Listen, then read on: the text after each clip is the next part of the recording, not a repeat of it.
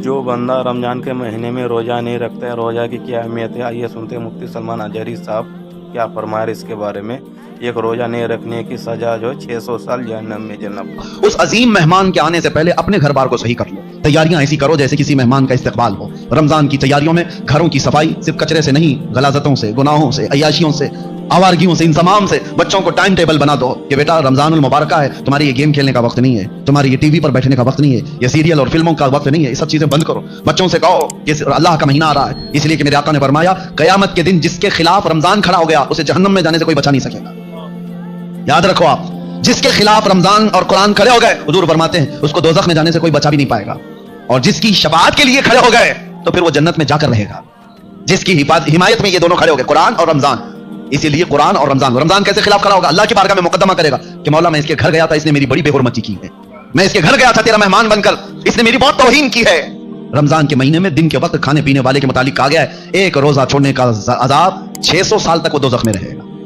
مسلمانوں کو یہ زیب نہیں دیتا رمضان کا احترام، اور خاص طور پر بچوں کی تربیت کے لیے، بچوں کی تربیت۔ علماء سے بھی میری گزارش ہے کہ پورا فل فوکس کرو۔ ہم یہاں ہوتے تھے یا جب بھی میرے الحمدللہ میرا معمول ہے رمضان میں فل پیکج، صبح سے لے کر رات تک ہم تو مصروف ہی رہتے تھے۔ وجہ یہ ہے کہ ان کو شیطان کی وہ ڈالی ہوئی عادتوں کی طرف نہ بھیجا جائے۔ ایک مہینہ تو ہے جو اللہ تعالیٰ نے شیطان سے آزاد کر کے دیا، اس میں اگر دل کو پاک نہیں کیا تو پھر کب پاک کرے گا؟ بچوں کو خاص طور پر ایک چیز کی طرف لے آؤ، ان کے یہ موبائل کی دنیا۔ بہت سارے ماں باپ، کل میں آپ کو دیکھ رہا ہوں، ماں باپ ہم سے کہہ رہے ہیں کہ ہماری بات سے اب بچے مانتے نہیں، ڈر لگ رہا ہے ان کو بولیں گے تو الٹ پلٹ کر دیں گے، مار پیٹ کرنے لگ جائیں گے۔ آج یہ نوبت آ گئی ماں باپ کی کہ تم بچوں کو روک نہیں سکتے، ان کے ہاتھ سے موبائل نہیں لے سکتے۔ اکثر گھروں کا حال ہے یہ، میں آپ کو بتا رہا ہوں، اکثر گھروں کا لے کر کے دکھاؤ۔ یہ تو ایسا نشہ ہے جیسے چرسی اور گنجیڑی کو چرس اور گانجے سے روکا جائے تو وہ مار پیٹ پہ آ جاتا ہے، اس سے بڑا نشہ ہو گیا ہے۔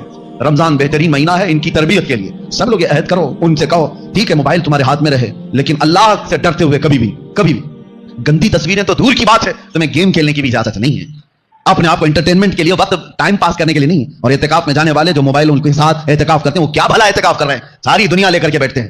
اللہ تبارک و تعالیٰ ان فواحشات سے ہماری حفاظت فرمائے۔ آپ سب رمضان کی تیاریوں میں اپنے بچوں کی تربیت پر خاص توجہ دیں۔ ہمیں ڈر لگتا ہے کہ کل کو یہ بچوں کے ساتھ جو ہونے والا ہے، جو وقت آنے والا ہے، بہت ڈر لگتا ہے، اس لیے میں بار بار تاکید کر رہا ہوں کہ اللہ ان کے ایمان کی حفاظت عطا کرے، ان بچوں کا ایمان سلامت رہے، ورنہ دنیا ان کے ایمان کی ڈاکو ہے۔ اللہ تعالیٰ ہم سب کے بھی ایمان و عقیدے کی حفاظت فرمائے۔